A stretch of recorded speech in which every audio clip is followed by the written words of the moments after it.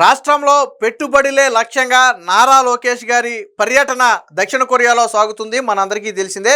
ఇప్పటికే అనేక మంది కంపెనీ ప్రతినిధులతో మాట్లాడటం, ముఖ్యంగా దక్షిణ కొరియా స్టార్టప్ కంపెనీలు ఏవైతే ఉన్నాయో వాటిని ఆంధ్రప్రదేశ్లో పెట్టుబడులు పెట్టే విధంగా ప్రోత్సహించడంతో పాటు వారిని విజ్ఞప్తి చేసి రాష్ట్రానికి రావాలని, ఇక్కడ ఉన్నటువంటి పరిస్థితులు చూడాలని కూడా చెప్పారు. అలాగే అదే దక్షిణ కొరియాకు చెందినటువంటి కియా పరిశ్రమ ఆల్రెడీ అనంతపురంలో ఉంది, మనందరికీ తెలుసు. సో దేశంలోనే అతిపెద్ద కార్ల తయారీలో ఇప్పుడు కియా పరిశ్రమ ఒకటి, అది అనంతపురం నుంచి కార్లు ఉత్పత్తి చేస్తుంది. ట్విస్ట్ ఏంటంటే వైసీపీలో జగన్మోహన్ రెడ్డి వచ్చిన తర్వాత అప్పుడు వైసీపీ ఎంపీగా ఉన్నటువంటి గోరంట్ల మాధవ్ ఎవరో కొంతమంది వాళ్ళని బెదిరించారు. దానికి సంబంధించినటువంటి వార్తలు కూడా వచ్చాయి. అలాగే కొన్ని కాంట్రాక్టులు మాకే ఇవ్వాలని అక్కడ వైసీపీ నేతలు పట్టుబడితే కియా పరిశ్రమ ఎక్స్టెన్షన్ ప్లాంట్ ఎత్తేసి పక్క రాష్ట్రంలో పెట్టాలని ప్లాన్ చేస్తే అప్పుడు రాయిటర్స్ అనే ఒక నేషనల్ మీడియాలో ఒక కథనం రావడంతో అప్పుడు పరువు పోతుందని చెప్పి బతిమాలి బామాలి కియా పరిశ్రమ ఆ ఎక్స్టెన్షన్ ప్లాంట్ బయటకు పోకుండా అప్పుడు జగన్మోహన్ రెడ్డి ఆపాడు. సో అలాంటి కియా పరిశ్రమ ఇప్పుడు ఈవీ కార్ల మీద కూడా దృష్టి పెట్టింది. దాన్ని కూడా ఆంధ్రప్రదేశ్లో ఏర్పాటు చేస్తామని చెప్పి నారా లోకేష్ గారికి నిన్న హామీ ఇచ్చింది. సో ఆల్రెడీ ఇప్పటికే పెట్రోలు డీజిల్ వాహనాలు ఆంధ్రప్రదేశ్లో తయారవుతున్నాయి. సో అదే కియాకి చెందినటువంటి ఎలక్ట్రానిక్ వెహికల్స్ను కూడా ఆంధ్రప్రదేశ్లో తయారు చేయాలి, దానికి అవసరమైనటువంటి ల్యాండ్తో పాటు ఇతర ఫెసిలిటీస్ అన్ని ఇవ్వడానికి మేము సిద్ధంగా ఉన్నామని చెప్పి ఆ కొరియా ప్రతినిధులతో చెప్పగానే వాళ్ళు అగ్రీ చేసి ఆంధ్రప్రదేశ్లో ఈవీ ప్లాంట్ ఏర్పాటు చేస్తామని నారా లోకేష్ గారికి హామీ కూడా ఇచ్చారు. సో ఇదొక రాష్ట్రానికి అతిపెద్ద బిగ్ ఇన్వెస్ట్మెంట్ కాబోతుంది. ఒకవేళ వాళ్ళు గన ఈవీ ప్లాంట్ ఏర్పాటు చేయడానికి ముందుకు వస్తే ఖచ్చితంగా ఇప్పటికే ఆల్రెడీ అలా ఉత్పత్తి ఇక్కడ జరుగుతుంది కాబట్టి పెద్దగా టైం కూడా తీసుకోరు. అందులో చంద్రబాబు గారి గురించి, ఆ గవర్నమెంట్ గురించి వాళ్ళకి బాగా అవగాహన ఉంది. ఎందుకంటే ఆ కియా పరిశ్రమ వచ్చినప్పుడు చంద్రబాబు గారే వాళ్ళకి అన్ని ఫెసిలిటీస్ కల్పించారు కాబట్టి వాళ్ళకి అవగాహన కూడా ఉంది. మిగతా పరిశ్రమలంతా ల్యాగ్ చేసే అవకాశం లేదు. సో ఈవీ ప్లాంట్ను కూడా ఏర్పాటు చేస్తామని చెప్పి నారా లోకేష్ గారికి అయితే హామీ ఇచ్చారు. అదే గన జరిగితే కియా ఎంటైర్ కియాలో అటు మాన్యువల్ అంటే డీజిల్ పెట్రోల్ వాహనాలతో పాటు ఎలక్ట్రిక్ వాహనాలు కూడా ఆంధ్రప్రదేశ్లోనే తయారయ్యి ఇక్కడ నుంచే దేశం మొత్తంతో పాటు ఇతర దేశాలకు కూడా ఎగుమతి జరుగుతుంది. ఎప్పటికే కియా వాహనాలు మన దేశంలో తయారైనటువంటి కియా వాహనాలు ఇతర దేశాలకు కూడా ఎక్స్పోర్ట్ చేస్తున్నారు. సో రేపొద్దున ఈవీ వాహనాలకు డిమాండ్ పెరుగుతున్న నేపథ్యంలో ఇక్కడ ప్లాంట్ ఏర్పాటు చేస్తే అది రాష్ట్రానికి మరింత ఉపయోగకరంగా ఉంటుంది. మరింత మంది యువతకు ఉపాధి అవకాశాలు కూడా లభించే అవకాశం ఉంది. దీంతో పాటు ప్రత్యేకంగా కొరియా సంస్థల కోసం ఒక పారిశ్రామిక పార్కు ఏర్పాటు చేయాలని చెప్పి నారా లోకేష్ గారు అయితే వారిని కోరటం జరిగింది. దానికి అవసరమైనటువంటి ల్యాండ్ కావచ్చు, ఇతర ఫెసిలిటీస్ కావచ్చు మేము పూర్తిగా ఇస్తాము. ఒక పార్కు, పారిశ్రామిక పార్కు ఎంటైర్ దక్షిణ కొరియా నుంచి వచ్చే ఈ సంస్థలన్నిటికీ కూడా ఒక పారిశ్రామిక పార్కు లాంటిది ఏర్పాటు చేయాలని చెప్పి నారా లోకేష్ గారు కోరారు. అలాగే రెండు దేశాల మధ్య సమన్వయం కోసం, డైరెక్ట్ ఉత్పత్తుల కోసం అంటే ట్రాన్స్ఫర్ కోసం ఒక డెస్క్ను కూడా ఏర్పాటు చేయాలని చెప్పి నారా లోకేష్ గారు అయితే కోరటం జరిగింది. మొత్తంగా పెట్టుబడుల వేటలో నారా లోకేష్ గారు సక్సెస్ అయ్యారు. కియా ఈవీ ప్లాంటు ఆంధ్రప్రదేశ్లో పెట్టడానికి ఆ సంస్థ ప్రతినిధులు అగ్రీ చేయడం అనేది అతిపెద్ద శుభవార్తగా చెప్పవచ్చు. దీనికి సంబంధించినటువంటి వార్త కూడా వచ్చింది. సో నిన్న కియా పరిశ్రమలకు సంబంధించి అక్కడ వాహనాలతో నారా లోకేష్ గారు అయితే సరదాగా ఫోటో దిగారు. ఆ ఫోటోను కూడా మనం ఇక్కడ చూడొచ్చు. దీనికి సంబంధించినటువంటి వార్త కూడా ఒకటి వచ్చింది, ఒకసారి చూద్దాం. కియాను విస్తరిస్తాం, ఈవీ అటానమస్ మొబిలిటీపై దృష్టి పెట్టాం, ఏపీ ప్రతిపాదనలపై సానుకూల నిర్ణయం తీసుకుంటాం.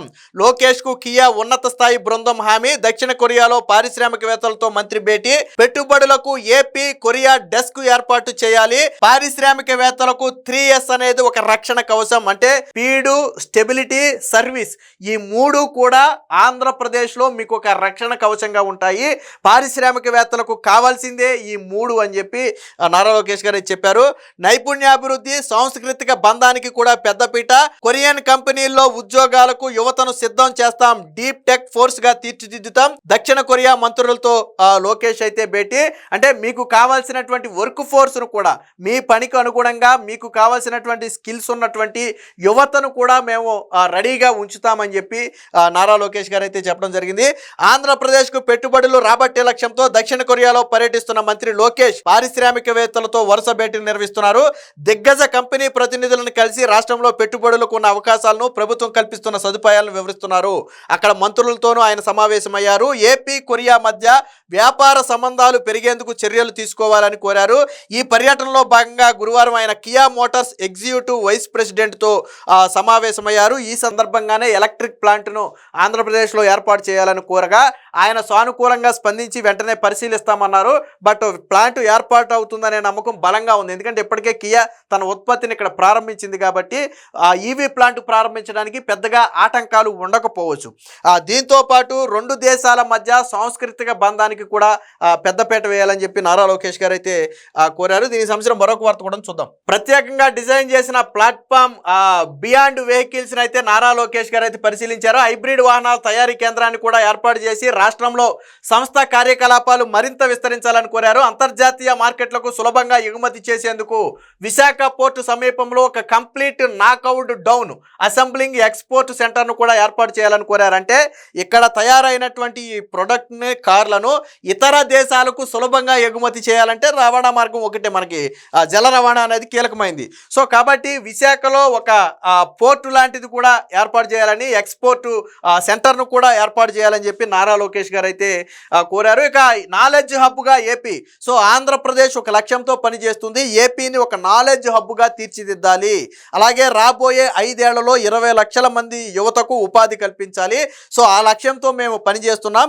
ఈ నాలెడ్జ్ హబ్గా తీర్చిదిద్దే ప్రక్రియలో మీరు కూడా భాగస్వామ్యం అయ్యి మాకు సహాయ సహకారాలు అందించాలని చెప్పి వాళ్ళనైతే కోరారు. ఏపీ యువతకు డీప్ టెక్ వర్క్ ఫోర్స్ గా తయారు చేయడానికి కొరియా వర్సిటీ సహకారం అందించాలని కోరారు. 2029 నాటికి రాష్ట్ర యువతకు 20 లక్షల ఉద్యోగాలు కల్పించే తమ లక్ష్యానికి సహకరించాలని ఎలక్ట్రానిక్స్, సెమీ కండక్టర్లు, పాదరక్షల తయారీ, నౌకా నిర్మాణం వంటి రంగాల్లో కొరియా నైపుణ్య సహకారాన్ని అందించాలని విన్నవించారు.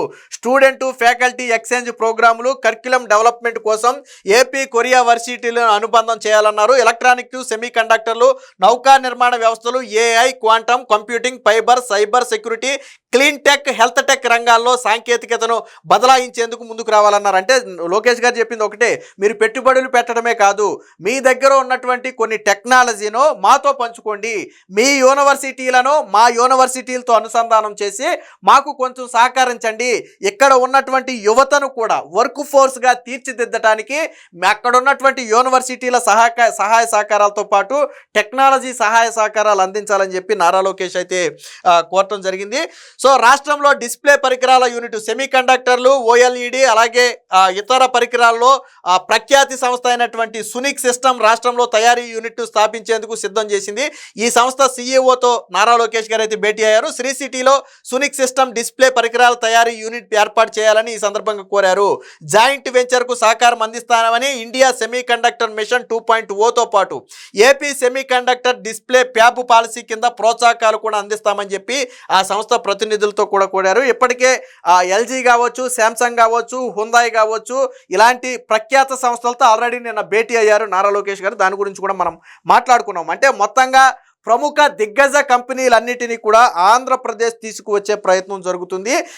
ఇప్పుడు నిర్వహించినటువంటి భేటీలో ఫలితాలు కన వచ్చి వాళ్ళు కన ఆంధ్రప్రదేశ్లో పెట్టుబడులు పెడితే భారతదేశంలోనే అన్ని ప్రముఖ సంస్థలు పెట్టుబడులు పెట్టిన రాష్ట్రంగా ఆంధ్రప్రదేశ్ ఎదగబోతుంది.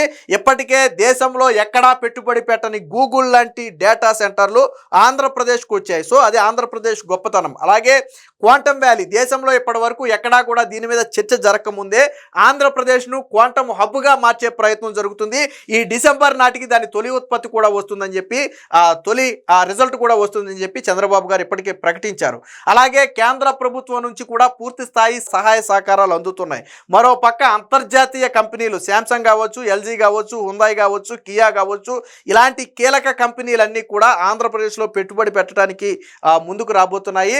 ఏదైతే 20 లక్షల ఉద్యోగాల కల్పనే లక్ష్యంగా కూటమి ప్రభుత్వం పనిచేస్తుందో దాన్ని సాకారం చేసే విధంగా నారా లోకేష్ గారి పర్యటన అయితే సాగుతుంది. మొత్తంగా దక్షిణ కొరియాతో జరిగినటువంటి ఈ వరుస భేటీల ఫలితంగా రాబోయే రోజుల్లో ఆంధ్రప్రదేశ్కు భారీ ఎత్తున పరిశ్రమలు రావటమే కాకుండా అక్కడ ఉన్నటువంటి టెక్నాలజీ కావచ్చు, ఇతర రంగాల్లో ఉన్నటువంటి ఇది కావచ్చు, ఆంధ్రప్రదేశ్ కూడా బదిలీ చేయడం కోసం, అలాగే రెండు రాష్ట్రాల మధ్య సమన్వయం చేయడం కోసం ఒక డెస్క్ను ఏర్పాటు చేయడం, అలాగే ఒక ప్రత్యేకంగా కొరియా సంస్థల కోసం ఒక పారిశ్రామిక పార్కును ఏర్పాటు చేయడం లాంటి కీలక డెసిషన్స్ అయితే ఈ భేటీలో జరిగాయి. మొత్తంగా నారా లోకేష్ గారి పర్యటనలో అనేక దిగ్గజ కంపెనీలు ఆంధ్రప్రదేశ్లో పెట్టుబడులు పెట్టడానికి ముందుకు వస్తున్నాయి అనేది మాత్రం వాస్తవం.